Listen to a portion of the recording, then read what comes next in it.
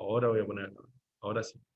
Bien, estábamos con que les iba a mostrar rápidamente. Están viendo en pantalla, yo estoy exhibiendo lo que es la planificación, ¿sí? ¿Se observa eso o no?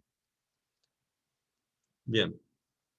Ahí van a ver que están los contenidos mínimos, pero lo más importante es, acá en los contenidos analíticos, vemos las distintas unidades de la materia, en donde en la parte inicial, en las primeras 3 unidades, vemos en general a las cuestiones contables. Vemos en la unidad 1 qué sería el sistema de información contable, o el sistema de información, mejor dicho, y después vemos el sistema contable. Eh, También vemos cuáles son los distintos tipos de informes contables.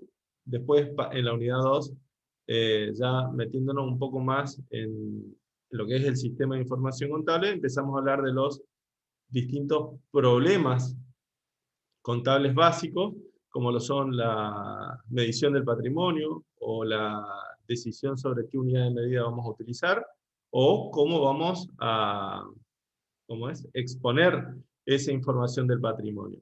Eso que nosotros lo vemos en manera general, en esta materia, o mejor dicho, en la materia de contabilidad 3 y 4, nos vamos a dedicar sobre todo a los aspectos de la medición del patrimonio, es decir, cuando yo digo medición, hagan de cuenta de que tenemos un elemento del patrimonio y una regla métrica, y nosotros lo que hacemos es aplicar esa regla métrica al elemento y determinamos su cuantía.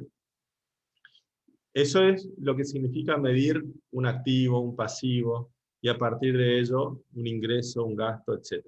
Eso vamos a ir viendo, digamos, en esta y otra, y la materia de contabilidad 4, y el problema que se refiere a la exposición lo vemos en forma superficial, porque obviamente más adelante en una materia que se llama análisis de estados contables, ustedes ven esa problemática contable en profundidad.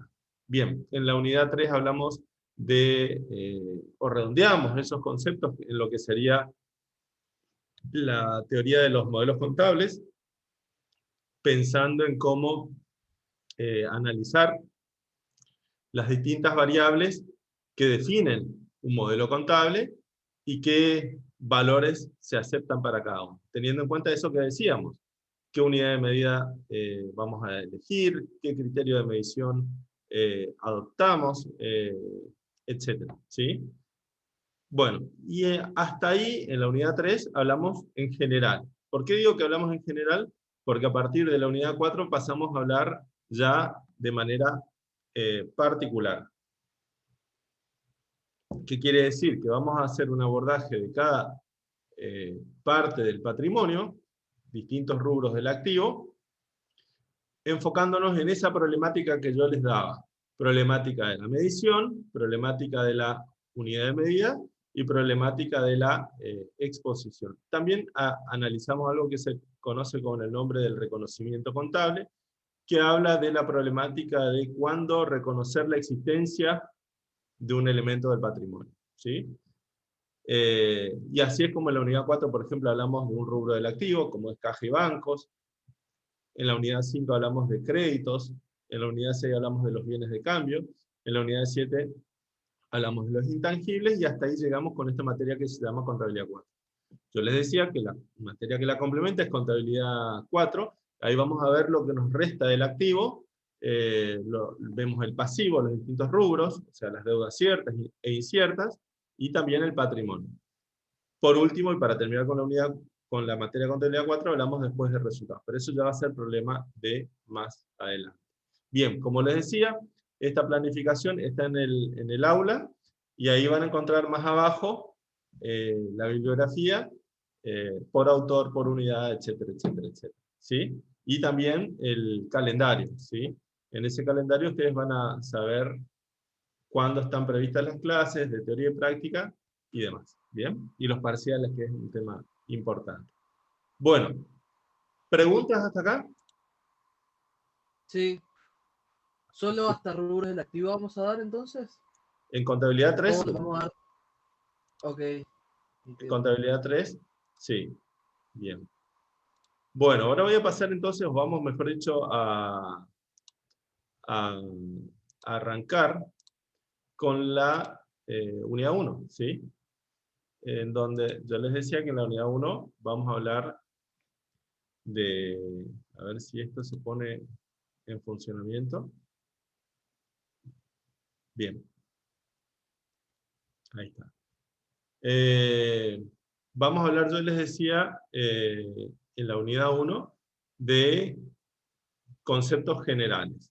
Y el primer concepto del cual vamos a hablar es el de contabilidad, digamos, ¿no? Pero antes de hablar de contabilidad vamos a hablar un poco de algo más amplio, que es un sistema de información. Las organizaciones, para desarrollar sus actividades, necesitan contar con información que les sirva, digamos, de sustento o de base para tomar decisiones. En general, las organizaciones tienen que maximizar el uso de los recursos, porque son recursos limitados, y la maximización de los beneficios de esos recursos se logra tomando decisiones que minimicen los riesgos. Para lograr eso, lo que tenemos que hacer es que toda decisión que tomemos sea sobre la base de la información. Podríamos definir a la información como todo aquello que reduce o disminuye la incertidumbre o la ignorancia o el desconocimiento en algún tema. Y cuando nosotros tomamos decisiones en las organizaciones, seguramente nosotros vamos a necesitar mucha información. Información del contexto o del mercado, información del propio ente o de la propia organización, por ejemplo, del patrimonio, información de tipo legal, por ejemplo, sobre el marco jurídico que regula cierta actividad. Es decir, vamos a necesitar mucha información. Toda esa información proviene de lo que se conoce como sistema de información. Un sistema de información es un concepto en cierta medida abstracto, porque no toma forma o no existe en algún lugar preciso o específico, sino que es algo que existe, digamos, y que procesa datos, los elabora, y a partir de ese procesamiento genera información. Y esa información es la que se va a utilizar de alguna manera para iluminar el camino en la vida de los negocios, ¿no? O en la vida de la organización. Vendría a ser como una linterna que nosotros tenemos para justamente ver el camino un poquito más adelante que el resto. Entonces, si nosotros vemos un poquito más adelante y vemos que hay un obstáculo, lo que vamos a tratar de hacer es prevenir o tomar medidas para justamente no colisionar con ese obstáculo. Cuando hablamos del sistema de información, yo recién les decía que el sistema de información es muy abarcativo, es general. Pero dentro de ese sistema de información se va a encontrar una parte específica que es el sistema de información contable. ¿Qué es el sistema de información contable? Yo les decía recién que para tomar decisiones nosotros tenemos que hablar de todo tipo de información. Hasta los chimentos son, valga la vulgaridad o la información, los canales de comunicación informales también nos proveen de información.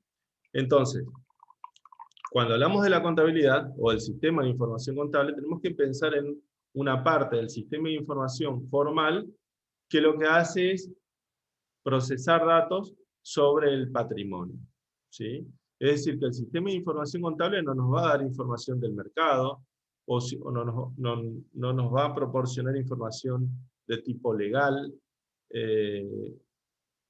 o interna del ente, sino que nos va a proporcionar información sobre el patrimonio.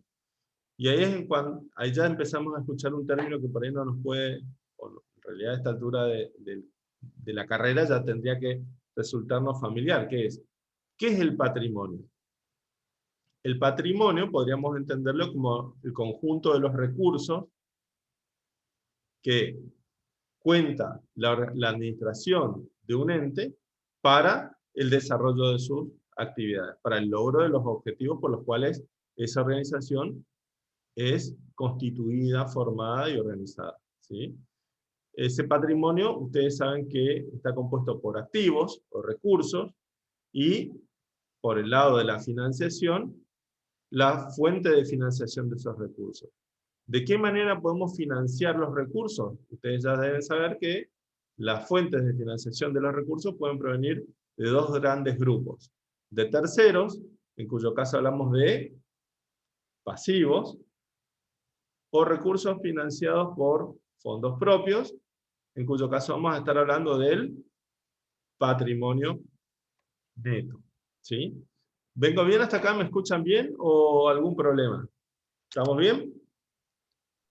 Perfecto. Bueno, ¿alguna duda hasta Sí, acá? está bien. Bien. Entonces yo les decía que el sistema de información contable está compuesto por varios subsistemas. Uno de ellos es el sistema de información contable. Y el sistema de información contable lo que hace es proporcionarnos información contable o del patrimonio. Ahí hay una definición, la Anafilmina, que dice que la contabilidad es la parte del sistema que muestra la composición y evolución del patrimonio, los bienes en propiedad de terceros que estén en poder del ente y además ciertas contingencias. Es decir que cuando hablamos del sistema contable, lo que hacemos es hablar de un sistema que va a proporcionar información sobre la situación del patrimonio. ¿Saben lo que es la situación del patrimonio? ¿Qué es la situación del patrimonio? Vendría a ser algo estático, parecido a una foto. Como que yo, en un momento, le saco una foto al patrimonio y esa es la situación. ¿Se entiende? Y que se diferencia de la evolución. La evolución implica un periodo de tiempo, es información dinámica, y va a hablar de cómo estaba el patrimonio en un momento dado, cómo evolucionó durante ese periodo de tiempo que yo les decía, que saben ustedes que es el ejercicio económico, y cómo quedó al cierre. Entonces, en vez de ser una foto, esta podría ser el video. ¿Bien? Entonces, la información patrimonial se va a referir a eso, a la situación del patrimonio y a la evolución del patrimonio. Y cuando hablamos de la evolución, podemos desglosar esa evolución en distintos tipos de evolución. La evolución económica, financiera o del propio ente, que sería la evolución patrimonial. Bien.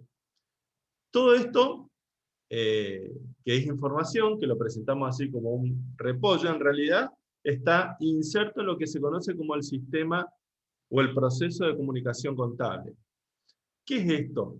Que yo les estoy presentando como un ciclo continuo, que se da todos los años y en todas las organizaciones, ya sea una organización pequeña o una organización grande.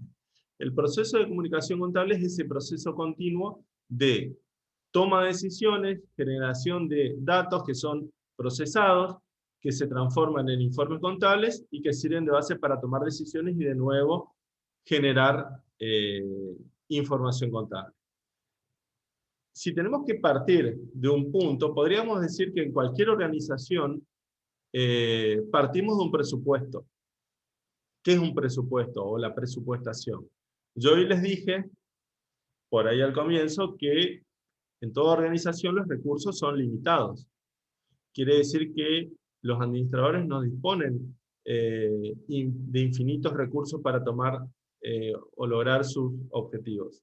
Entonces, el presupuesto habla justamente de ese límite de los recursos. Y ese límite o esa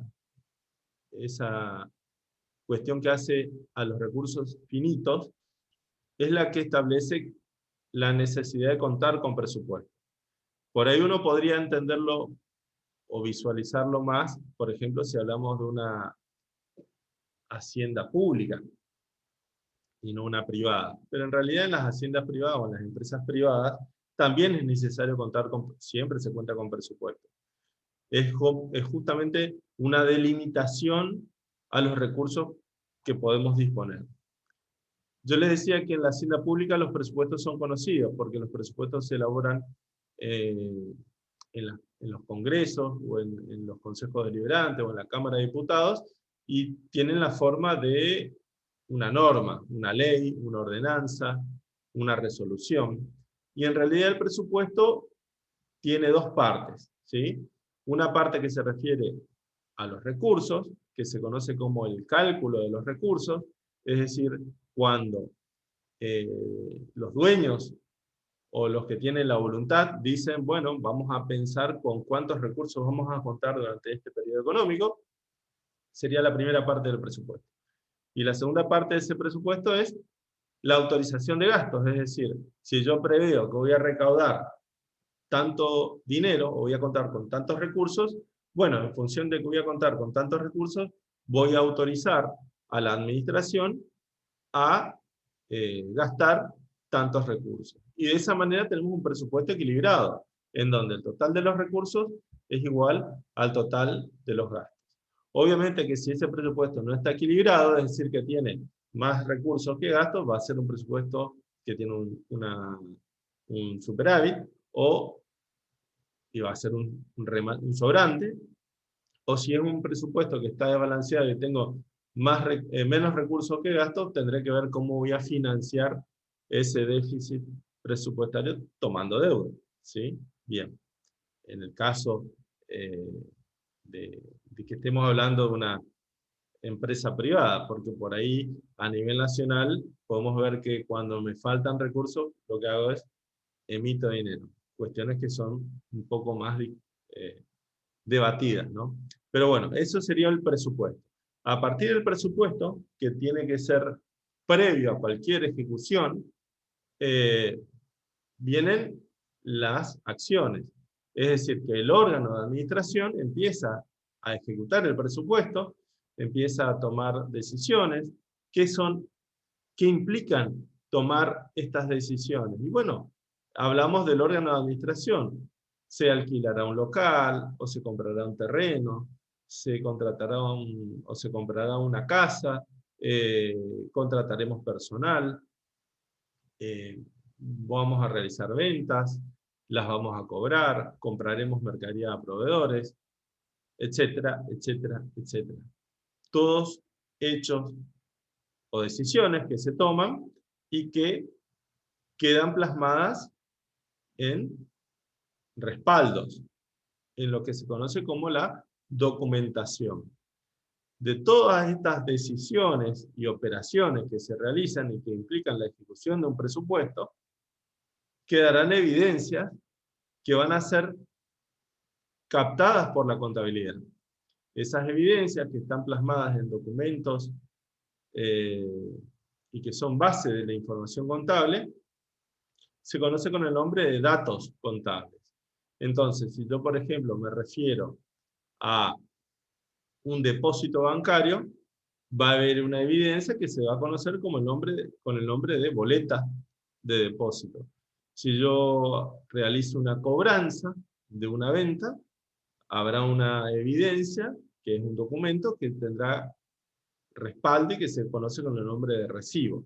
Y así, de cada operación, quedará evidencia en un comprobante comercial o en una documentación. Esta documentación nosotros la podemos encontrar físicamente, es decir, en papeles, o cada vez más de manera electrónica. Es decir, hoy, con el avance de la tecnología, hay un incremento de datos que son almacenados de manera electrónica, es decir, en archivos electrónicos, y no necesariamente en medios físicos como puede ser un papel. Pero voy al hecho de que de todas esas decisiones quedarán evidencias que van a ser los insumos que tiene la contabilidad para procesar en la contabilidad o en la base de datos contable. Eso que yo les decía, todos esos datos se van a agrupar, se van a clasificar, se van a ordenar y van a ingresar en el sistema contable. Esto que está acá. ¿Llegan a ver? Por eso la flechita va hacia la derecha, ¿no? Ingresan al sistema contable esos datos en un registro primario cronológico, que es donde esos datos impactan en la contabilidad de manera cronológica. ¿Qué quiere decir de manera cronológica? A ver, alguien que me dé un respiro a la garganta. Alguien que se anime a participar, así los escucho también, ¿no? Sería el orden cronológico de los días, digamos. Por fecha. Y Claro, por fecha. De los hechos. ¿se animan a decirme cuál es ese registro primario en el cual se registran inicialmente los comprobantes? El libro diario. El libro diario, exactamente. En ese registro primario, los registros que involucran unidades de registro que se conocen con el nombre de asientos contables, se registran operaciones de manera, como yo les decía, cronológica, en donde, teniendo en cuenta una técnica de registración que más adelante vamos a ver y que la van a repasar con las profesoras en la práctica, cada operación se va a registrar de manera cronológica. Una vez que son registrados de manera cronológica en ese registro primario, van a pasar a un registro secundario que ¿cómo se llamará? ¿Se acuerdan? Libro mayor. Libro mayor. En donde las unidades de registro, ellas son las cuentas, en donde por cada cuenta vamos a tener que registrar todos los movimientos que le involucren, y vamos a obtener de cada cuenta su saldo. Para luego, después de ese libro mayor, obtener un primer subinforme que sería, o podría ser el listado de sumas y saldos, por ejemplo. Una vez que nosotros tenemos procesada, una vez que tenemos procesados los datos en el sistema contable, y ese sistema contable nos empieza a proporcionar distintos informes, estos informes van a surgir de determinada manera. Existen distintos tipos de informes contables, que pueden ser los estados contables, los propiamente conocidos como informes contables, o los informes gerenciales. Estas tres categorías de informes de la contabilidad se clasifican de mayor a menor rigidez o estructura de la información. La información del patrimonio, a medida que sale del sistema contable, se puede presentar de manera estructurada, rígida, respetando ciertas formas preestablecidas, que va a permitir la comparabilidad. En este punto, el emisor de los estados contables tiene muy restringida su capacidad para elaborar el informe. Lo debe elaborar respetando los estándares y formas preestablecidas. Se conocen con el nombre de estados contables y son generalmente de publicación obligatoria a terceros. En menor grado de rigidez o estructura tenemos los informes contables, que son distintos tipos de informes que salen de la contabilidad y que pueden respetar cualquier formato. Y de manera específica tenemos los informes gerenciales, que son aquellos informes que generalmente se refieren a distintas áreas del patrimonio, por ejemplo un informe de costos, un estudio de caja, un informe de inventario, que son específicos para el área que la requiere. Independientemente del tipo de informe del cual estemos hablando, estos informes contables, que son una radiografía de las decisiones que tomó la administración, serán objeto del control presupuestario. ¿Qué quiere decir esto? ¿Se acuerdan que hoy decíamos que el presupuesto es el instrumento que le entregan los que tienen la voluntad en la organización a quienes la administran? Una vez que finaliza el ejercicio económico y que contamos con la información de cómo se realizó la ejecución presupuestaria, viene el control presupuestario. ¿Qué significa esto? Que el órgano de administración va a elaborar un informe contable y lo va a enviar al órgano superior, que puede ser la Asamblea de Accionistas, la Cámara de Representantes, si hablamos en el caso del Estado, para que esos órganos que tienen la voluntad controlen si la ejecución se adecuó, si respetó las autorizaciones previas del presupuesto. ¿Se acuerdan que yo les decía que el presupuesto era un cálculo de recursos y una autorización de gastos? Entonces, por el lado de los recursos, el control consistirá en ver qué grado de cumplimiento tuvo la pauta de recaudación, si recaudamos lo previsto, si nos excedimos en lo previsto, o si estuvimos por debajo de lo previsto en cuanto a la recaudación. Si hablamos de, por ejemplo, una repartición del Estado, o por ejemplo una provincia, esos recursos podrán ser tributos, ¿sí?, provinciales, o recursos que provengan de la coparticipación nacional. Entonces, lo que vamos a ver es cuánto es lo que se recaudó de impuestos versus lo que se tenía previsto que se iba a recaudar. Si hablamos de una empresa privada, los recursos pasarán por de dónde provienen los fondos. Y bueno, ¿cómo preveíamos fondearnos este ejercicio? Vendiendo tanto, a ver si los objetivos de venta se han cumplido, si teníamos previsto acceder al financiamiento ajeno, es decir, financiamiento bancario, o si había algún plan de aportes por parte de los propietarios, realizando aportes patrimoniales. Es decir, cuánto preveíamos recaudar y cuánto es lo que ingresó en definitiva al patrimonio.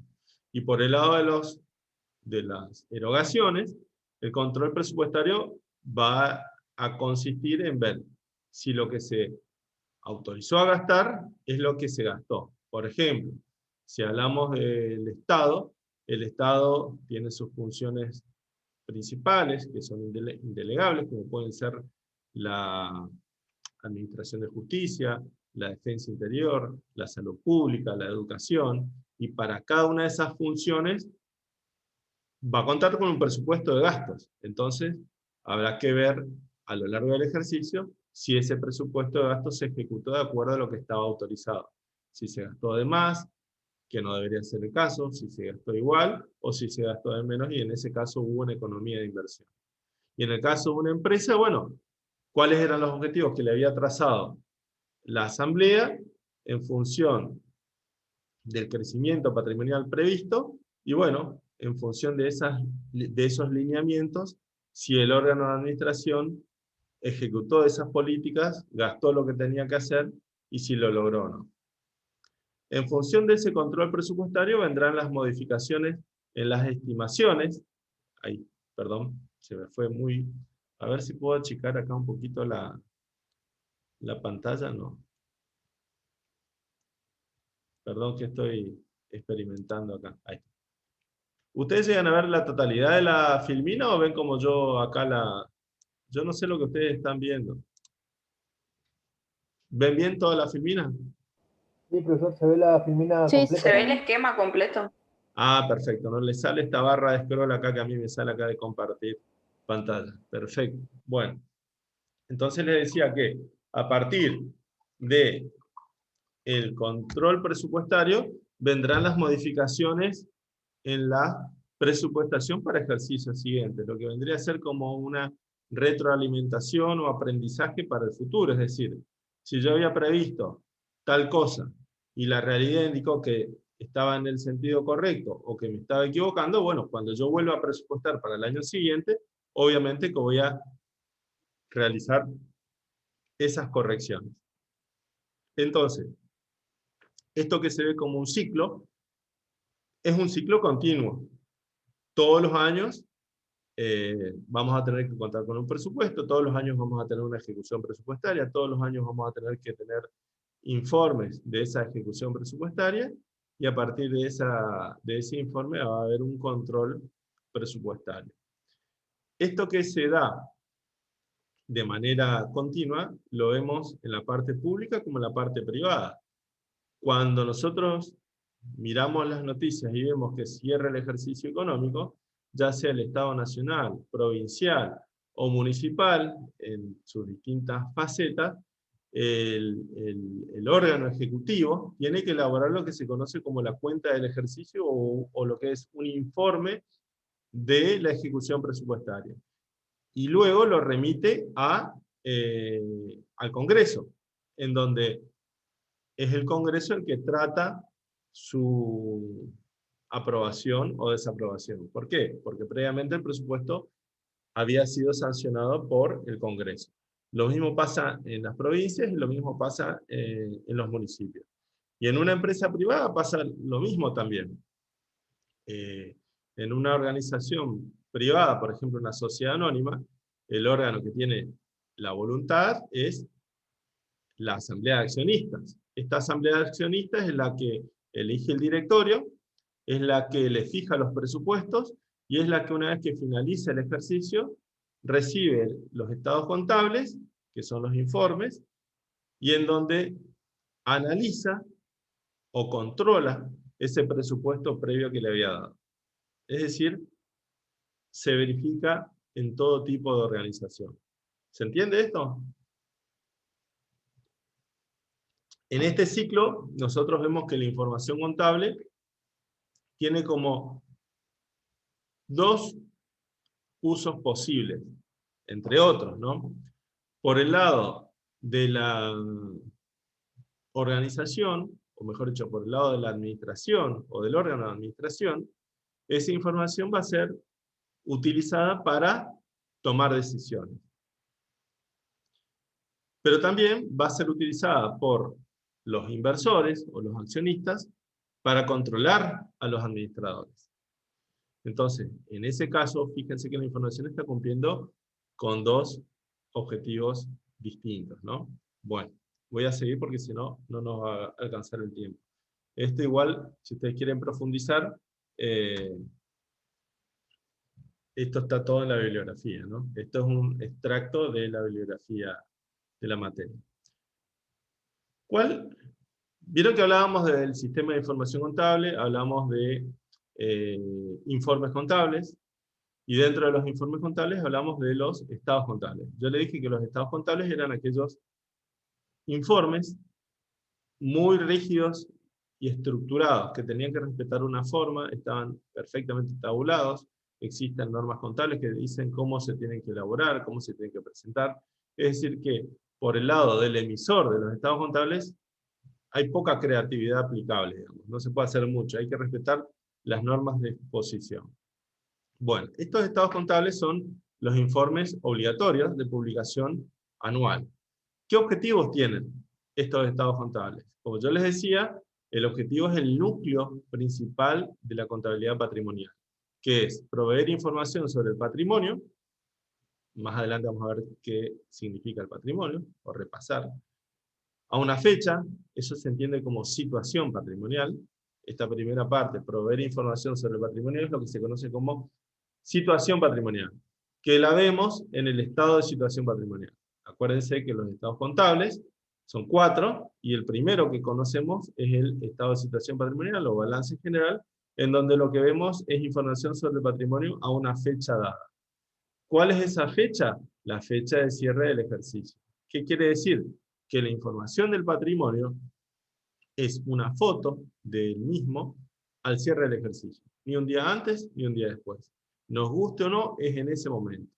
Pero además, también vamos a informar la evolución económica y financiera del mismo periodo. ¿Qué significa esto? La evolución económica significa cuáles fueron las causas ajenas que han hecho que el patrimonio cambie, ¿sí? Cuando digo causas ajenas, que no tienen que ver con la relación del patrimonio con los socios, que van a ser las variaciones patrimoniales modificativas, las causas que justifican los cambios que provienen de los resultados. Y también vamos a ver la evolución financiera en el mismo periodo. Cuando hablamos en términos financieros significa, o en realidad nos referimos a una determinada parte de manera restrictiva de los recursos. Yo les decía que dentro del patrimonio tenemos los recursos o los activos, y bueno, cuando hablamos en términos financieros nos referimos estrictamente a los fondos, que son aquellos activos de mayor liquidez, ¿sí? En general se suele hablar de las tenencias de caja, bancos y las inversiones de mayor liquidez. ¿Para qué toda esta información? Para tomar decisiones económicas. ¿Quiénes van a ser los interesados o que van a necesitar o que van a demandar la información que esté en los estados contables? Como yo les decía, los inversores que son los accionistas, ya sea los que están en el ente o los que quieran comprar acciones, o sea, potencial. También los empleados, también los acreedores, como por ejemplo un banco, clientes y el Estado, por ejemplo, cuando como órgano de control supervisa el accionar de determinadas... Profe, a mí se me cortó su... ¿Sí, perdón? ¿Se me está escuchando o no? Porque... Sí, se le escucha, sí, profe. Perdón, ¿qué pasó entonces? Ahí está, ahí lo escucho. Se me había cortado su audio, no sé por qué. Perdón. Bueno, no, les decía entonces que quienes van a estar interesados en la información contable, inversores, empleados, acreedores, clientes y el Estado. Yo les decía, el Estado puede ser en su rol de control o de supervisor, por ejemplo, el Banco Central, que supervisa las entidades financieras, la Comisión Nacional de Valores, que supervisa a las sociedades que realicen oferta pública de títulos valores, la superintendencia de seguros para las compañías aseguradoras, etc. O también la propia administración de impuestos, la administración, ahora no me sale el nombre, la DGI, en su rol de organismo recaudador de tributos, en donde parte de los tributos surgirán de la información contable, porque los tributos a veces recaen sobre ciertas manifestaciones de capacidad contributiva, como puede ser el patrimonio, y en dónde va a estar la información del patrimonio, en los estados contables, o sobre los resultados, y bueno, ¿de dónde van a estar dónde va a estar la información del resultado? En el estado de resultados, o de las ganancias. Entonces, el Estado también va a requerir los estados contables para determinar el control de los tributos o el control de las declaraciones juradas de tributos. ¿Ok? Bien.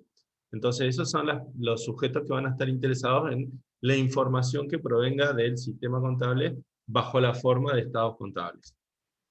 Bien. ¿Qué información tienen que brindar los estados contables?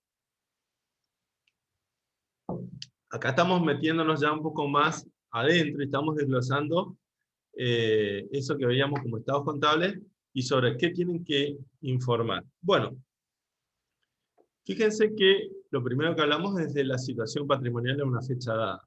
Recién lo decía, es la foto del patrimonio al cierre del ejercicio. Pero independientemente de eso, también va a informar sobre la evolución. Yo quiero que ustedes entiendan, porque a veces uno pregunta, y le da mucha importancia a eso, que entiendan la diferencia entre situación y evolución. Hablar de situación es hablar de cómo era, valga la redundancia, la situación en un momento dado, en un instante preciso. Y hablar de evolución implica no hablar de un momento preciso, sino implica hablar de un periodo que es el tiempo que hay entre dos instantes, la fecha de inicio y la fecha de cierre. Todo lo que ocurra durante ese periodo es evolución. Entonces, cuando uno habla de la situación patrimonial, da la información sin mayor detalle, ¿sí? Sintéticamente. Y cuando uno habla de evolución, lo que tiene que informar es cuál era la situación al inicio, cuáles han sido las variaciones o los cambios, y cuál era la situación al cierre. Entonces, de esa manera, presenta esa evolución. Y además, ¿cuáles han sido las causas? Por ejemplo, uno puede decir que el resultado del ejercicio fue tanto, pero ese resultado es la confluencia de ventas, costo de mercaderías vendidas, gastos de administración, de comercialización, gastos financieros, etc. Entonces, de esa manera uno lo que hace es ese resultado, que es la evolución económica del patrimonio, cómo se generó. Y de la misma manera, cuando habla de la evolución financiera, que es otra cosa, dice cuántos eran los fondos al inicio, cuántos han sido los aumentos de fondos del ejercicio, cuántos han sido las disminuciones de fondos y cuántos eran los fondos al cierre del ejercicio. Y por qué causa ingresaron fondos, porque vendimos de contado, porque cobramos cosas del pasado, porque nos dieron préstamos, porque los socios aportaron dinero, o porque vendimos las joyas de la abuela. Causas que dieron orígenes de fondo al informe financiero. Y causas de aplicaciones de fondos. Y bueno, ¿en qué utilizamos los fondos? Pagamos sueldos, pagamos impuestos, compramos mercadería, los socios retiraron dinero, pagamos deudas, etc. ¿Sí? De esa manera uno tiene una explicación de cómo el ente fondea, cómo el ente en realidad se fondea. ¿Qué significa esto? De dónde obtiene y en qué utiliza los fondos. ¿Sí? Y evolución financiera. Y además, otros hechos que justifique su inclusión en la información contable porque mejore la calidad de la información contenida. ¿Bien? Bueno, sigo. ¿Preguntas hasta acá? ¿Dudas?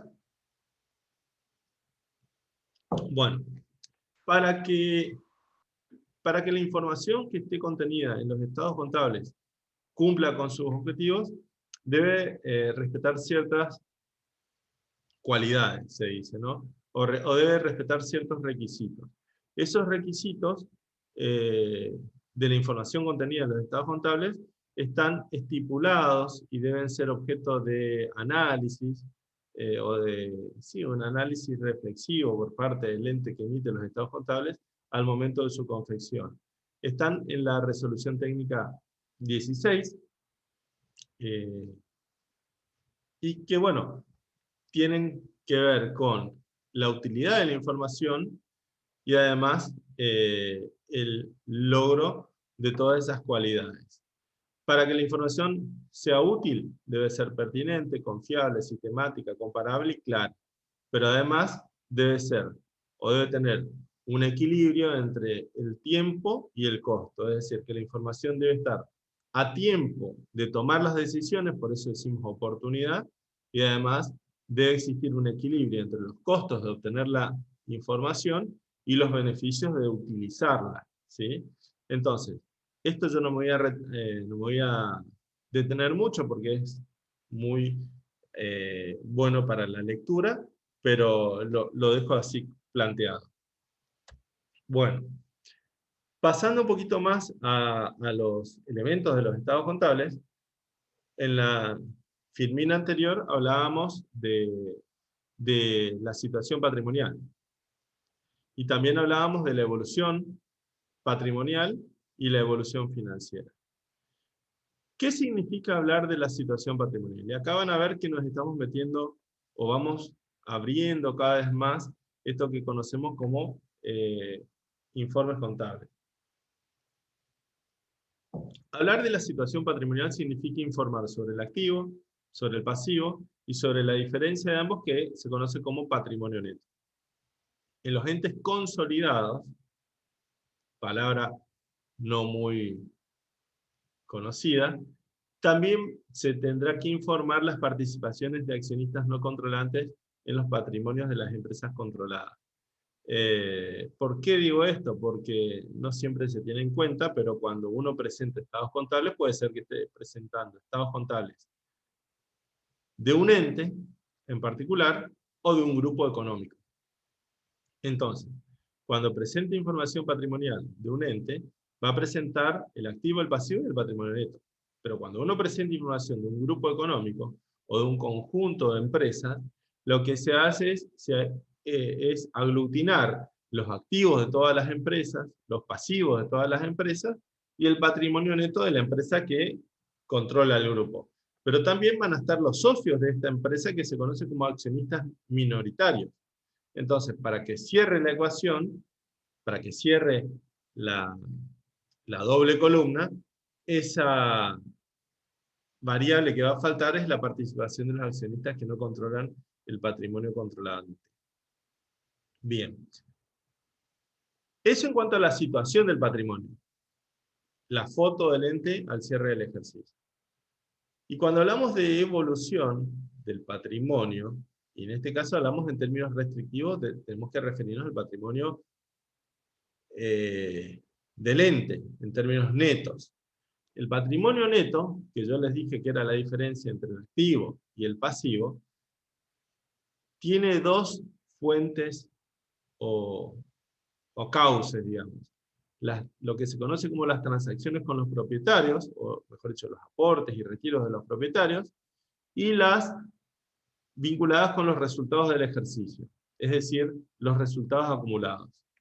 Entonces, el patrimonio neto, durante el ejercicio, va a variar. Tendrá una cuantía al inicio, habrá aportes durante el ejercicio, podrá haber retiros, y podrá incorporarse el resultado del ejercicio, que podrá ser una ganancia o una pérdida. Eso hará que el patrimonio al cierre sea otro distinto. En el medio también pueden haber distribuciones de resultados, capitalizaciones de ganancias, todas operaciones que hacen variar el patrimonio neto. Entonces, la evolución del patrimonio neto se conoce como la evolución patrimonial y se presenta por separado de la situación patrimonial. Y para finalizar, la evolución financiera o la evolución de los fondos. Como yo recién les dije, los fondos son o representan un conjunto de activos líquidos y en donde el informe financiero lo que hace es presentar los orígenes de fondos y las aplicaciones. Es decir, cuántos fondos tenía, cuántos fondos tenía el cierre, y si hubo aumento o disminución. Y ese aumento o disminución, ¿cómo se justifica? De acuerdo a las operaciones que le den origen. ¿Ok? Bueno, vamos a pasar a situación patrimonial para ir viendo que hablamos de cada uno de ellos. En la situación patrimonial veíamos o presentábamos el activo, el pasivo y el patrimonio neto, que es la diferencia de ambos. ¿Qué significa hablar de un activo? Y acá yo puedo hacerle una pregunta a ustedes. ¿Se animan a darme una definición de activo mientras me sirvo un poquito de café? ¿Qué representa un activo para el ente? Sin mirar la filmina, ¿no? A ver si los puedo ver, porque si no... ¿Tengo mis alumnos acá o se fueron todos a pasar? Son los recursos del ente. ¿Quién está hablando? Preséntense. ¿Por qué apagan las cámaras si Paulina les dijo que tenían que tener la cámara prendida? Arranquemos bien el año, chicos. Yo me pongo la cámara acá, ¿por qué no ustedes? Lo veo a Juan Ignacio Chipam y a Fabricio Bonifato. El resto parece que se le quemó la cámara. Ahí la veo a Violeta Arroyo. ¿Y el resto? Debe estar pegando la siesta. Bueno, ¿qué es un activo? Alguien me dijo por ahí, no sé quién me dijo, los recursos del ente. ¿Quién habló hoy? ¿Se repitieron? Bueno. Pueden ser todos los bienes y derechos que tiene el ente, que tienen la posibilidad de generar un flujo positivo de ingresos. Conjunto de bienes que posee el ente, perdón. ¿Y qué más? Son el conjunto de bienes y derechos que tiene el ente, que tienen la posibilidad de generar un flujo de ingresos positivo en el futuro. Bien. Es una mezcla, está bien, es aceptable la definición que estás dando. ¿Quién fue el que habló así? Nos vamos conociendo. Martín Cohen, ¿puede ser? Sí. Martín Cohen. El resto están escuchando, ¿no? Porque por ahí los noto muy silenciosos. Sí, bien. estamos escuchando. Esta definición lo que habla es de los bienes que tienen, o los recursos en realidad que tiene el ente para el desarrollo de su actividad. Y que tienen que tener un valor económico. Ese valor económico se traduce en que el bien o el recurso o se utiliza en la actividad o se va a destinar a algún intercambio, ¿sí? Es decir, que cualquier activo tiene un valor económico para el ente en tanto tenga o valor de uso o valor de cambio. Valor de cambio significa que el activo se pueda canjear por efectivo o por otro activo, o que se pueda destinar a cancelar una obligación. Ven ahí en la filmina, ahí ya estoy referenciando a lo que decía. O que se puede distribuir a los propietarios. Es decir, que cuando hablamos de valor de cambio, lo que hacemos es relacionar el activo con los distintos componentes del patrimonio. Canjeable sería la relación del activo con cualquier otro activo. Cancelar es la relación del activo con el pasivo. Y distribuirlo es la relación del activo con el patrimonio neto. Por ejemplo, que un socio lo retire, ya sea que hace un retiro de socio o como distribución de utilidades. Eso significa que un activo tenga valor de cambio. Entonces, por ejemplo, si yo pienso en el dinero, para darle un poco de color a esto y que pensemos en términos de un ejemplo, el dinero sirve para comprar cualquier otra cosa, ¿sí? ¿Para qué más sirve el dinero? ¿Qué más puedo hacer con el dinero? ¿Qué gastar? Poder cancelar una obligación. Excelente. Puedo pagar una deuda. ¿Qué más puedo hacer? Invertirlo para que genere más ingresos. O sea, o bien comprando otro tipo de moneda distinta a la de la que usa el ente habitualmente, o poniéndolo en el banco, digamos, para ir generando. Bien. Excelente. ¿Quién está hablando? Juan Ignacio. No lo veo ahí. Ah, perdón. Cipiano. Juan Ignacio, vos estás hablando del valor de uso, en este caso del dinero. Porque si nosotros pensamos en términos del dinero, yo le podría decir, y siempre que el dinero sea una... A ver cómo puedo decir sin meterme en economía. Un patrón estable de valor, o represento, tengo un valor estable, uno podría utilizar el dinero para ahorrar. Vieron que en economía uno estudia que el ingreso que uno tiene o lo consume o lo ahorra. ¿Y el ahorro qué destino tiene? ¿Consumo futuro o inversión? ¿Llegaron a ver eso? Estoy hablando... Creo que ven eso en economía. Bien. Si el dinero no lo destino a consumo, o para cancelar una obligación, o para distribuirlo a un propietario, en realidad lo voy a utilizar. Como bien dijiste, lo puedo utilizar para generar intereses. Y de esa manera, o sea, invertirlo, y de esa manera obtener ganancias adicionales. Es lo que yo busco cuando diversifico mi actividad y parte de los recursos que tengo en el ente los utilizo en actividades de inversión. Pero en ese caso, el valor del activo ahí es un valor de uso, porque el uso del dinero nos va a reportar un beneficio económico. ¿Se entiende? A diferencia del uso que tiene el dinero, por ejemplo, si lo hago para comprar, si lo utilizo para comprar mercaderías, o para, como dije, pagar una obligación. Entonces, en ambos casos, el dinero puede tener valor de cambio o valor de uso. Si yo digo ahora una mercadería, un bien de cambio, que es un activo tangible, ¿no? También puede tener valor de uso o valor de cambio, porque ¿quién se anima a dar un ejemplo de mercadería con valor de cambio? La mercadería que está a la venta, si nos dedicamos a la venta de eso particularmente. Excelente. Y en ese caso la expectativa que tengo con la mercadería es canjearla ¿por qué?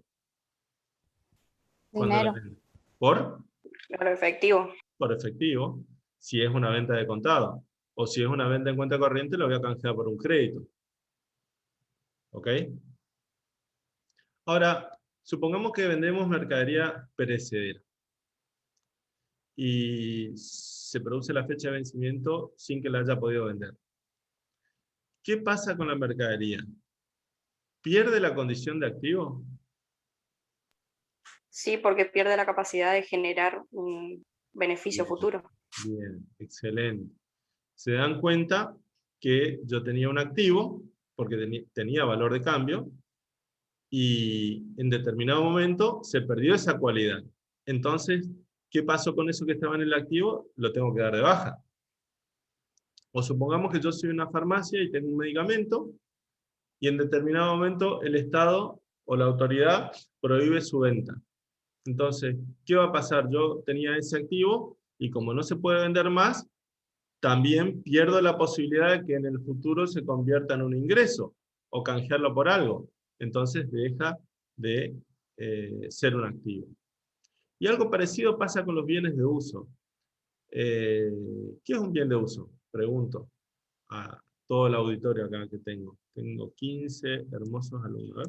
1, 2, 3. Bienes tangibles que se usan para la actividad de la empresa, para llevar a cabo o para desarrollar la actividad. 11 alumnos. Bien.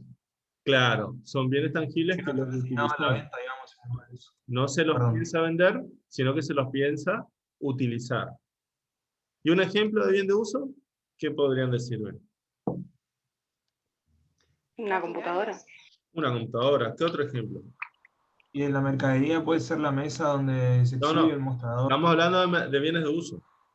Claro, claro, por eso, siguiendo el ejemplo de la mercadería para la venta, donde se muestra dicha mercadería, el mostrador, la mesa, lo que se use para La estantería. Puede ser decir, una heladera, claro, puede ser un auto, puede ser... Por ejemplo, en la El farmacia, inmueble. el inmueble, la heladera para exhibir y tener guardadas las vacunas, etc. Es decir, que son bienes tangibles, o sea, que son corpóreos. Si yo agarro la heladera y se los tiro por la cabeza, le voy a lastimar, duele, ¿sí? Son duros. Entonces, eso quiere decir que son corpóreos o tangibles. Y que no tienen como destino su cambio, sino que su destino económico es el uso en una actividad generadora de ingresos. Entonces, son facilitadores de la actividad, los bienes de uso.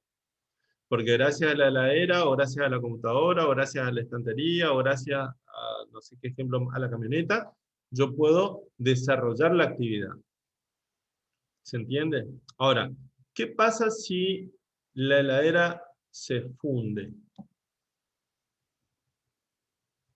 ¿Puede prestar su servicio a la actividad? ¿Puede ser un facilitador de actividad?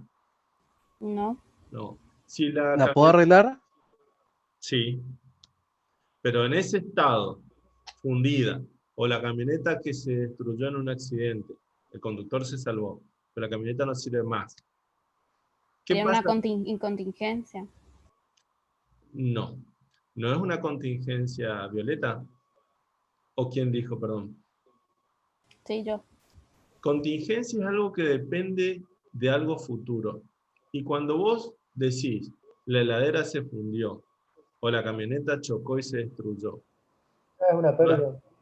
claro, ya está el hecho consumado, no hay nada futuro del que dependa o se desencadene algo raro. Ya se Claro, sí, produjo. sí. Entonces, no es una situación contingente. Por eso te aclaro. Entonces, hubo un hecho, un siniestro, un desperfecto, una rotura, o lo que sea, que hizo que ese activo deje de tener valor de uso. Entonces, ¿qué pasa cuando un activo deja de tener valor de uso? Es como la mercadería que pierde la capacidad comercial. No se puede vender. Entonces, deja de ser un activo. En general, se dice que un activo es como un candidato en campaña. Yo digo. ¿Por qué? Porque promete algo. ¿Y qué es lo que promete este activo? Un ingreso futuro. Siempre, siempre un activo va a ser tal en tanto y en cuanto promete ese ingreso futuro.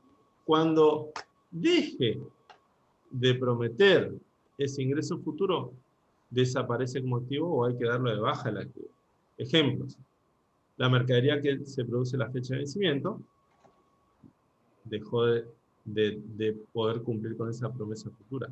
O la mercadería que vendí, parece un ejemplo muy burdo, pero es cierto. O sea, una mercadería que yo la tengo en la góndola y la vendo.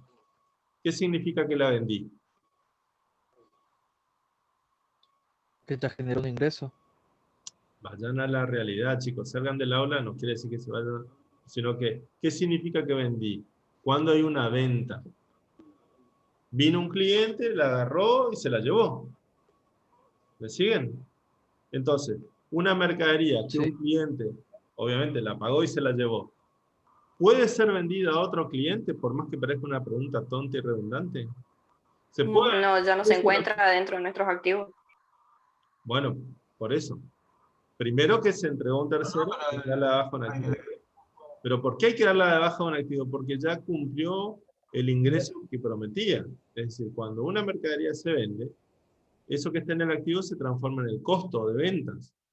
¿Por qué se transforma en el costo de ventas? Porque originó el ingreso por el cual estaba en el activo. Entonces, cuando cumplió la promesa que había hecho en campaña, listo, se va del activo, pero no como pérdida, sino como costo de ventas. Y hubo un ingreso aparejado, ingreso por la venta. ¿Se entiende? En cambio, la mercadería que estaba en la góndola y venció, por ejemplo, vendo en una despensa leche, y la leche tiene fecha de vencimiento. Si la leche venció, la tengo que tirar. Esa venta, esa mercadería, que sé que no la voy a poder vender, ¿puede generar un ingreso en el futuro? No, jamás. Entonces, ¿puede transformarse en un costo de venta? No. Directamente va a pérdidas. Y es la diferencia entre costo y pérdida. Costo es aquello que se asocia a un ingreso. Pérdida nunca se va a poder asociar a un ingreso. El vehículo o la heladera, y mi garganta que está tocando fondo. En la medida en que se utilice para desarrollar la actividad, va perdiendo la capacidad de servicio, se va desgastando, se va deteriorando, y yo lo que voy a ir haciendo a través de las depreciaciones o de las amortizaciones contables, voy a ir transfiriendo en pequeñas dosis el valor del bien al costo, a través de las amortizaciones. Ahora, y eso lo que va a permitir es cotejar o emparejar ese costo de depreciaciones con los ingresos que genera por actividades que facilitan. ¿Se entiende? Siempre una amortización va a estar vinculada con un ingreso que ayuda a ese bien a generar. Ahora, si la camioneta se siniestró y no tiene nada que ver con un ingreso que voy a poder, ¿qué voy a hacer? La voy a tener que amortizar o depreciar en términos extraordinarios y va a ser una pérdida. ¿Se entiende? Pero eso está relacionado con lo que decíamos, que el activo pierde su valor de cambio o valor de uso. Para que se me movió todo acá, perdón. Sigamos, pues si no... Pasivo. Bueno, perdón, cierro lo de activo. Entonces, un activo o tiene valor de cambio o tiene valor de uso, y eso se va a verificar con todos los activos. No piense que solo hablamos de las mercaderías o de los bienes de uso. Se va a verificar con los intangibles, con las inversiones, con los créditos, etc. Entonces, un activo tiene valor cuando representa efectivo equivalente o posee la aptitud de generar un flujo positivo de efectivo o equivalente. Bien. Vieron que esta definición es un poco más amplia que la que por ahí encontrábamos o estudiábamos cuando decíamos que los activos son los bienes y derechos que posee el ente. Ahora, aparte de ser bienes y derechos que posee el ente, también hay una definición de valor. Valor económico de cambio o valor económico de uso. ¿Qué es un pasivo? Son las deudas, a veces me dicen. Y yo les ayudo y les digo, son las deudas ciertas y las contingentes que deban registrarse. Y ahí me miran con cara de, profe, no me mate. Esos son los pasivos. Entonces, ¿qué es una obligación? ¿Qué es una deuda cierta? Es aquella deuda determinada, existente y que tiene fecha de vencimiento por un hecho anterior que pudo haber ocurrido, como puede ser la provisión de un bien o la prestación de un servicio que hemos recibido. Entonces, como consecuencia de una deuda, va a existir la obligación de entregar activos o prestar servicios a un tercero. Y la cancelación de esa obligación, primero es ineludible, o es muy probable que la tengamos que cumplir, se va a tener que efectuar en una fecha determinada, o que va a ser determinable, que se conoce como fecha de vencimiento de la obligación, y que la torna exigible. Es decir, la fecha de vencimiento es el momento en el cual el deudor tiene que cumplir con la obligación o la prestación efectiva de la obligación. Entonces, para cancelar un pasivo, ¿qué hace falta? Entregar dinero o cualquier otro activo, prestar un servicio o reemplazar un pasivo por otro, o convertirlo en capital. Acá vemos, de nuevo, en esta parte, vemos la relación del pasivo con el resto de los componentes del patrimonio. Es decir, para cancelar un pasivo, podemos utilizar un activo. Prestar un servicio sería desarrollar una actividad, que sería un ingreso para nosotros, es decir, cancelar un pasivo con un ingreso. Reemplazar un pasivo por otro, que sería refinanciar la deuda, o capitalizar la deuda. Es decir, entregarle al deudor títulos de capital para que en ese momento deje de ser acreedor y pase a ser socio. Entonces, en cualquiera de los 4 casos, el deudor vio extinguida su acreencia. O mejor dicho, hemos cumplido o cancelado la obligación. No la debemos más.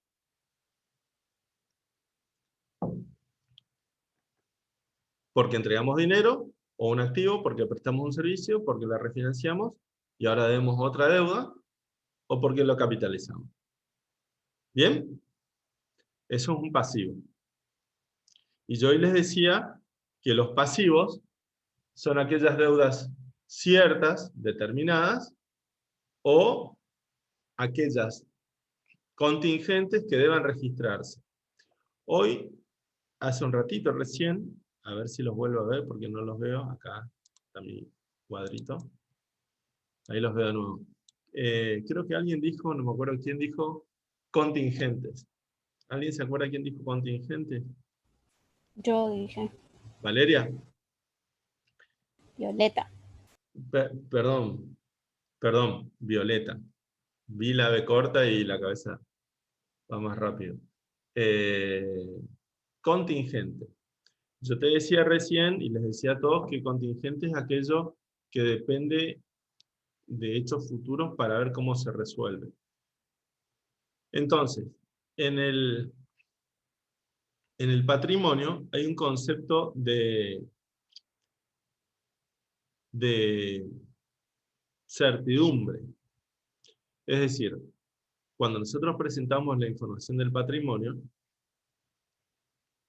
presentamos información de la cual tenemos certeza. Independientemente de que el patrimonio tiene que ser presentado íntegramente, es decir, que no podemos omitir ninguna parte del patrimonio, existen situaciones, al cierre del ejercicio, que plantean dudas respecto de su certeza. Es decir, nos hacemos esta pregunta: ¿debemos o no debemos una obligación? Y ahí es cuando estamos hablando de, por ejemplo, si digo debemos, de una deuda contingente. De una deuda contingente. ¿Qué significa eso? Que depende de hechos futuros. Por ejemplo, si yo me encuentro con esta situación al cierre del ejercicio, se produjo un hecho conflictivo por el cual hemos sido demandados. ¿Me siguen? En donde la justicia, en donde un tercero reclama o nos hace un reclamo de un resarcimiento comercial. Y nosotros creemos que no corresponde y planteamos el litigio en el juzgado, digamos, ¿no? Entonces, esa es la situación al cierre del ejercicio. Hay un tercero que entiende que le causamos un daño y nosotros que creemos que no hemos vulnerado, ni cercenado, ni que le hemos perjudicado nada. Entonces, estamos dirimiendo esa discusión en el juzgado. Si el juzgado le da la razón al tercero que nos reclama, tendremos que indemnizarle. Y si el juzgado entiende que nosotros tenemos razón, no tendremos que resarcirlo de nada. Y saldremos libres, o sea, no tendremos que pagarle nada. Entonces, la pregunta es, al cierre del ejercicio, ¿nos encontramos con un pasivo o no? Es decir, ¿debemos eso o no? Porque de acuerdo a cómo se resuelva en los estrados judiciales esa situación, puede ser que terminemos condenados a pagar una suma de pesos, o que seamos absueltos y que no tengamos que pagar nada. Entonces, en esos casos estamos hablando de una deuda contingente. Así como existe en este caso una deuda contingente, también pueden existir activos contingentes. ¿Qué quiere decir un activo contingente? Es un activo que, de acuerdo a cómo se desencadenan en hechos futuros, podrá desaparecer o no. Entonces, la contabilidad, y acá está el debate, no puede esperar a que se resuelvan esos hechos futuros para presentar la información, porque las decisiones se tienen que tomar independientemente de los ciclos y de los momentos en que se resuelvan esas situaciones inciertas al cierre. Es decir, Perdón, sí, ¿puedo hacer una consulta? ¿Las previsiones estarían incluidas como contingentes o no? las previsiones sí. Sí. Perfecto. Las previsiones son las deudas contingentes.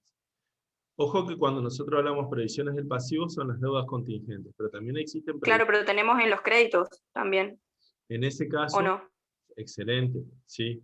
Entonces, en ese caso las previsiones, por ejemplo, para deudores de dudosa cobrabilidad, o las previsiones para deudores incobrables, son previsiones que lo que hacen es regularizar un activo. Por eso yo les decía, son activos contingentes.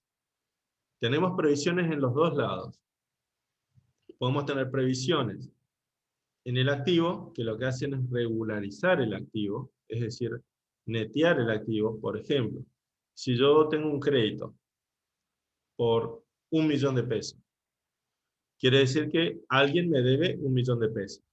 Pero esa persona, antes del cierre del ejercicio, presenta problemas económicos financieros, se presenta en concurso de acreedores, y ya está haciendo una propuesta a los acreedores, dentro de los que estamos nosotros, de que quiere hacer una quita del 20% de sus acreencias.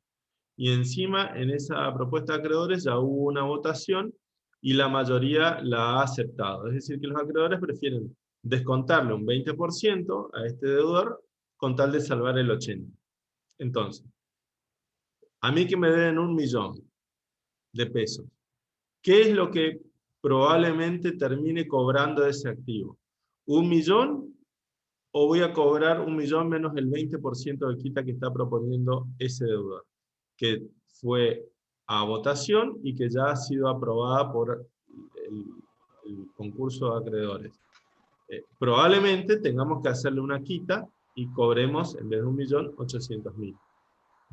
Entonces, ¿cuándo se va a resolver eso? En el futuro, porque yo les dije que al cierre el deudor tenía problemas económicos, hizo el planteamiento en la justicia, se está dirimiendo, y va a haber un momento en donde se va a celebrar un acuerdo en el concurso preventivo, y ahí nosotros le haremos una nota de crédito por la diferencia, por el 20%, y le haremos un recibo cuando pague el 80%.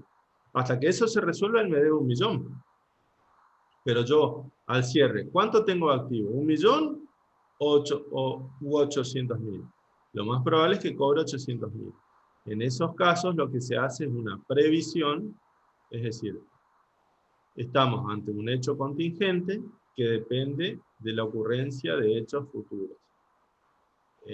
Y en este caso afecta la existencia de un activo, porque de acuerdo a cómo se desencadenen los hechos futuros, yo no voy a asumir una deuda, sino que lo que va a ocurrir es que un activo se va a ver afectado. ¿Qué activo? El crédito.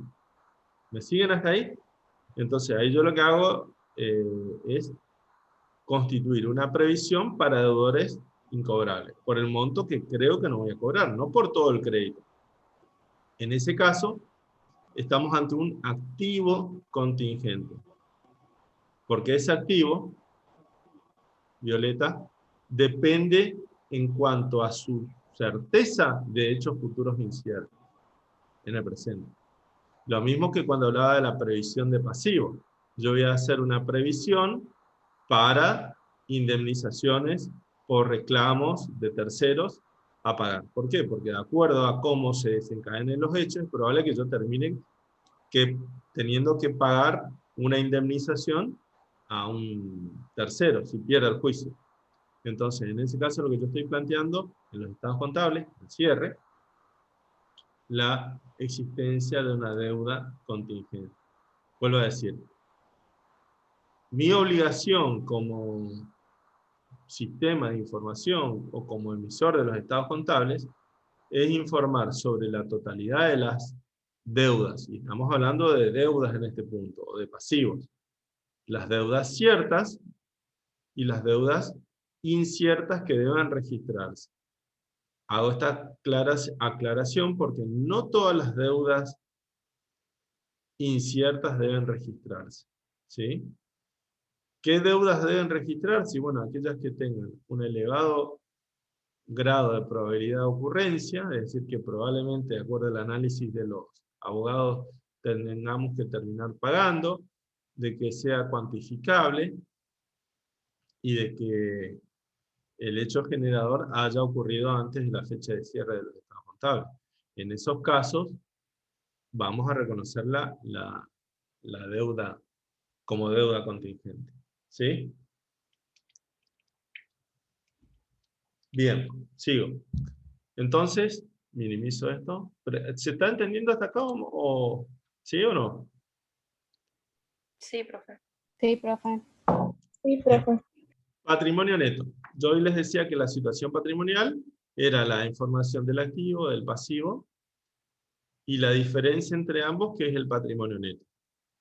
En el estado de situación patrimonial, o balance general, según como se conozca, el patrimonio neto se presenta, presenta en una sola línea, dice la norma contable.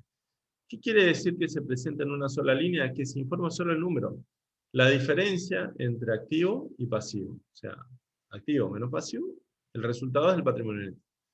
Y el detalle, o el desglose, se presenta en otro estado contable, que lo conocemos con el nombre de estado de evolución del patrimonio neto.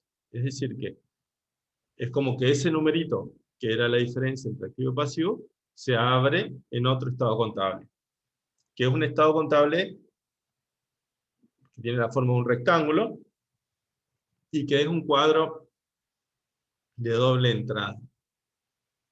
¿Qué quiere decir que es de doble entrada? Por el lado de las columnas, tenemos la composición del patrimonio, en donde vamos a tener una primera columna donde están los aportes de los propietarios, una segunda columna donde están los resultados acumulados, y una tercera columna que es el total. Los aportes de los propietarios, a su vez, se abren en aportes que están capitalizados y no capitalizados. ¿Qué quiere decir que un aporte esté capitalizado?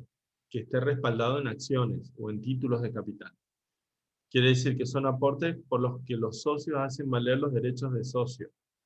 Es como que pienso en un club y digo, bueno, este es el sector de socios. Los socios son los que participan en las asambleas, tienen derecho a las utilidades, tienen que absorber las pérdidas, son socios. Nombran y remueven a los administradores, son socios. Y los aportes no capitalizados es el sector de los no socios. Es decir, son aportes que se han hecho, pero que todavía no tuvieron su pertinente contraprestación en títulos de capital. Quiere decir que esos aportes no participan de los repartos de utilidades, ni absorben pérdidas, no nombran administradores, ni remueven. Es sector no socio. ¿Está claro? Y totaliza la columna de aportes. Y los resultados acumulados, que es la otra parte del patrimonio neto, que son todos los resultados que se van acumulando. Fíjense que yo digo resultados. No identifico el género, porque resultados pueden ser positivos o negativos. ¿Qué quiero decir con esto? Que dentro del patrimonio neto, lo normal es que se acumulen excedentes o ganancias, pero también puede ocurrir que el patrimonio neto presente pérdidas acumuladas. En tanto y en cuanto no superen ciertos límites, se pueden acumular esas pérdidas hasta cierto punto, ¿sí? Bueno, los resultados acumulados se clasifican así en reservas de ganancias, acá sí ya hablamos de reservas o restricciones al reparto de utilidades, reservas de ganancias o ganancias bloqueadas para su reparto, y resultados que no tengan asignación alguna todavía, o resultados no asignados, ¿sí? Bueno, todo eso forma parte de los resultados acumulados. Bueno, y a partir de la RT31, que es la que establece los mecanismos de reevaluación técnica de activos fijos, también aparece una tercera columna, o mejor dicho, una columna dentro de los resultados acumulados que se conoce como resultados diferidos. Que la vamos a ver bien cuando veamos en contabilidad 4, bienes de uso, ahí vamos a ver qué significa resultados diferidos. Entonces, el patrimonio neto va a presentar en las columnas la composición. Y en las filas, por eso yo les decía que es un cuadro de doble entrada, la evolución. ¿Qué quiere decir? En las filas yo voy a poner los saldos al inicio, las reexpresiones de saldos, las correcciones de saldos y los saldos al inicio modificados. Y después voy a ver todos los cambios del ejercicio. Si en la asamblea se resolvió distribuir dividendos, asignar honorarios, capitalizar alguna parte de los resultados, etc. Y por último, el resultado del ejercicio, que proviene del estado de resultados. Entonces, ahí en las filas lo que voy a ver es cómo ha ido evolucionando el patrimonio neto desde el año pasado hasta el cierre de este ejercicio, en donde en el último momento recibe el traspaso del resultado del ejercicio, que proviene de otro estado contable que se conoce como estado de resultados, que es el estado de evolución económica. ¿Qué quiere decir? En la evolución patrimonial tenemos dos cuentas, yo les decía. La cuenta de los socios y la cuenta de los resultados. La cuenta de los socios es la que habla de la cuenta de los socios en cuanto a retiros y aportes. Y la cuenta de resultados es la que justifica la variación del patrimonio neto por causas que no sean con cuentas con los socios, ¿no? Eso que nosotros lo vemos como un número, como resultado del ejercicio, tiene a su vez otro desglose en otro estado que se conoce como estado de resultados. Fíjense cómo nosotros vamos desglosando. Pasamos del estado de situación patrimonial, donde veíamos el estado de evolución, mejor dicho, el patrimonio neto en un número, a su desglose. Desglosamos el estado de evolución en aportes y resultados, en donde el resultado es un solo número, y lo volvemos a desglosar en otro estado, que es el estado de resultados.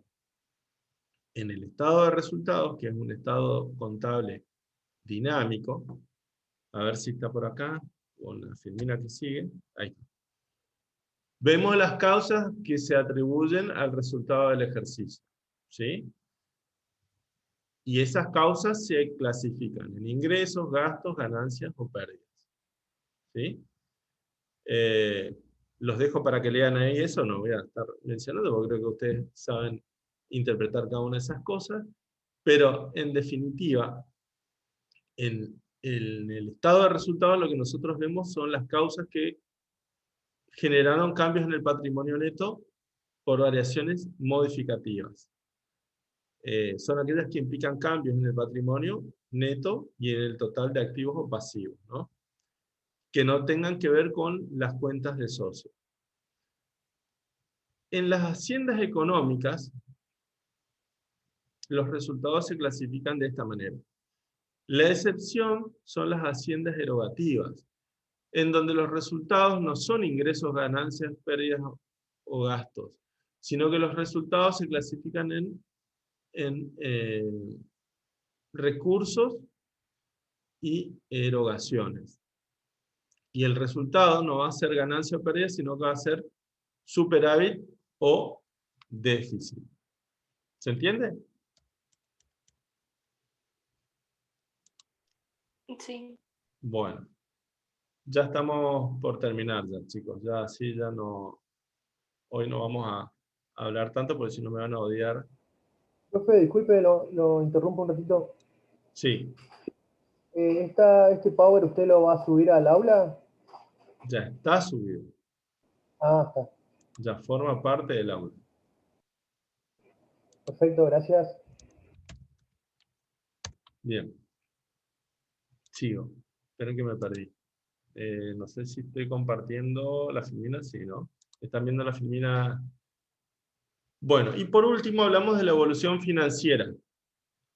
Esto lo voy a repasar rápido porque creo que ya les dije.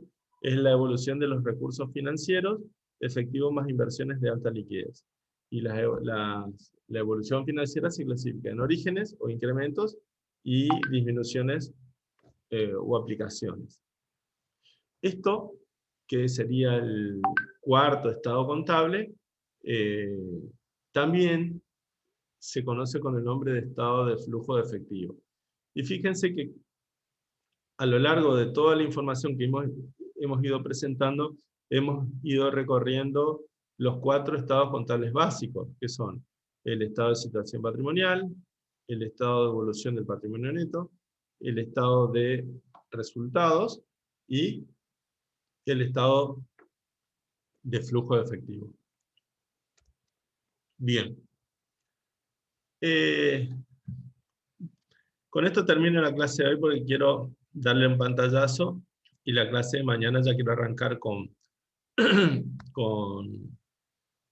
un final de la unidad 1, pero arrancar de lleno con la unidad 2, que es el tema de las normas contables. Hoy hablábamos de la información contable, cuando hablábamos del sistema de información contable, y comentamos, entre otras cosas, de las cualidades o requisitos que tiene que cumplir o verificar la información contable para que cumpla con los objetivos. En esa sintonía están las normas contables. Es decir, las normas contables son reglas para preparar la información contable y asegurarse de que la información contable ha sido tamizada por ciertos estándares de calidad. ¿Cuáles son los objetivos de las normas contables? Definir pautas para que la información sea confiable y creíble, es decir, que cuando nosotros analicemos la información contable de determinada empresa, sepamos que ha sido elaborada respetando determinados principios de elaboración de información contable. O también para establecer procedimientos de auditorías. ¿Qué es una auditoría? Una auditoría es un procedimiento de revisión y de validación. La contabilidad lo que hace es presentar saldos del patrimonio. Y ese saldo se refiere a elementos de la vida real, como puede ser el dinero en efectivo, las mercaderías, los bienes de uso, las deudas. Entonces, una auditoría lo que hace es verificar y validar los saldos contables con la realidad. ¿Qué quiere decir? Que, por ejemplo, si en los estados contables se informa sobre la existencia de inventarios de mercaderías, un procedimiento de revisión sería la constatación física de ese inventario. O si se informa sobre la existencia de dinero en efectivo, bueno, el arqueo de ese dinero en efectivo, etc. Si se informa sobre deudas, y bueno, circularizar a los acreedores para verificar que estos sí sean acreedores y que no sea algo fraudulento. Entonces, las normas de auditoría lo que establecen son procedimientos para revisar la información contable a los efectos de un dictamen. ¿Qué es ese dictamen? El dictamen del auditor de estados contables es un informe final que se adjunta al final de los estados contables en donde se opina sobre la razonabilidad de la información que está contenida en los estados contables. Para llegar a esa opinión, el auditor de los estados contables tuvo que verificar, revisar y controlar esa información. Esos procedimientos de revisión y control también están establecidos en las normas contables.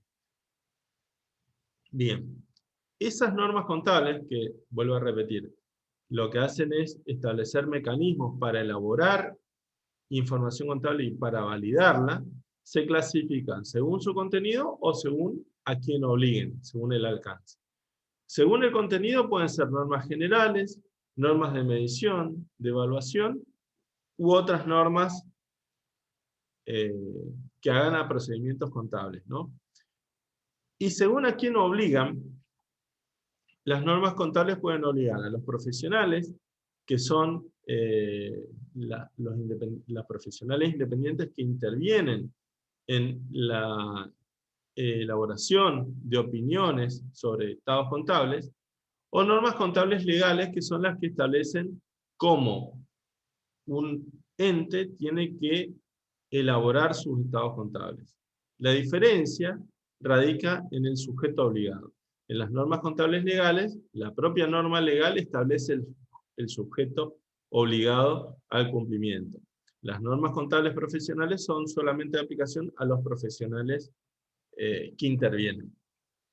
O bien podemos hablar de normas propias de cada ente, que es una selección de normas entre contables y profesionales que establece una empresa con la finalidad de establecer procedimientos internos para la elaboración de esos estados contables. ¿Sí? ¿De dónde surgen todas estas normas? La ley, digamos, faculta, digamos, a cada jurisdicción al establecimiento de las normas para el ejercicio de esta profesión. Estos organismos, o mejor dicho, los consejos profesionales, son los organismos de derecho público no estatal que se encargan de ejecutar las funciones que el Estado les delegó para justamente el control del cumplimiento de las normas de autorregulación profesional. Somos los propios profesionales, aglutinados en los consejos profesionales, en este caso de ciencias económicas, quienes elaboramos y publicamos las normas de ejercicio profesional. Para que cada jurisdicción o cada provincia no tenga normas distintas de otra, lo que se organizó es una federación, es decir, un órgano de grado superior, que aglutina a todas las cajas o consejos profesionales, no cajas, consejos profesionales provinciales, que es la Federación Argentina de Consejos Profesionales de Ciencias Económicas. Esta federación tiene un órgano científico-técnico que es el que se encarga de recabar todas las inquietudes respecto a la problemática contable profesional y encargar el estudio de esa problemática. Cuando existe consenso sobre el tratamiento de una determinada problemática, ese consenso y ese análisis toma el cuerpo de informe técnico, que es sometido a un proceso durante un periodo de tiempo, a un estudio y evaluación de todas las jurisdicciones, para que cuando ese informe técnico está difundido y analizado por todas las jurisdicciones, pasa a tratamiento del órgano o la Junta de Gobierno de la Federación. Cuando la Junta de Gobierno analiza y lo vota, ese informe técnico toma la forma de resolución técnica, que es una norma que emana de la Federación. Pero para que luego sea aplicable en cada jurisdicción la debe adherir. De esa manera, todas las normas contables emanan de un órgano superior, en el cual participan igualitariamente todas las jurisdicciones, es decir, ninguna tiene más peso que otra, pero igual les queda la posibilidad de la autorregulación al momento en que cuando esa norma es aprobada por la Federación, para que tenga vigencia en la jurisdicción local, debe ser adherida. Si la jurisdicción local no la adhiere, no pasa a ser de aplicación en esa jurisdicción. De esa manera se elaboran las normas contables profesionales, ¿sí?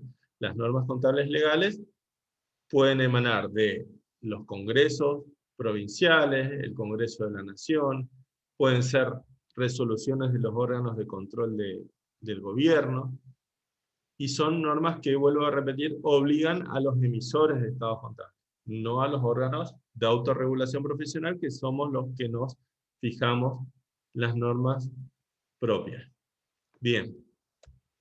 Esto voy a dejar para mañana, estamos en hora, habíamos dicho de 3 a 5, son las 5, pero es lo que vamos a empezar mañana, que se refiere a los problemas contables fundamentales, que yo les había dicho que son los problemas del reconocimiento, la medición, la unidad de medida y la exposición. Así que, bueno, como hoy dijimos, vamos a dejar por acá, vamos a volver a vernos mañana a las 3 de la tarde, y vamos a tratar de terminar con, no creo que lo logremos, de terminar con la unidad 1 y pasar a la unidad 2. Así que voy a dejar de compartir. Bueno, Y, gracias, profe. y quedo, Bueno, no sé profe. si alguien tiene dudas, preguntas. ¿No? Bueno, igual, Aún no. hoy no, hoy deben estar cansados seguro, ¿no? Pero bueno, vamos a tener el grupo de WhatsApp